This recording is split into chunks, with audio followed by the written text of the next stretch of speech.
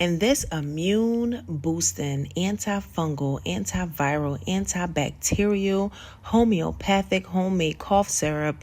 It is jam-packed with organic garlic, ginger, turmeric, thyme, rosemary. It's also some cayenne peppers in here as well, in addition to an organic mint leaves. I also combined 3 different types of raw honey to this jar of goodness. I have some raw unfiltered honey. I additionally have some honeycomb.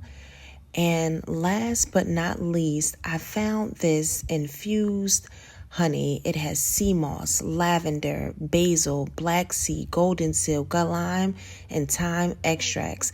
I combined all 3 of those honeys in addition to those herbs together to make this beautiful immune boosting serum. I'll catch you in the next one. Now, this can be taken for maintenance, or this can be taken when you're feeling under the weather or when you're feeling sick. Add a scoop to your favorite tea.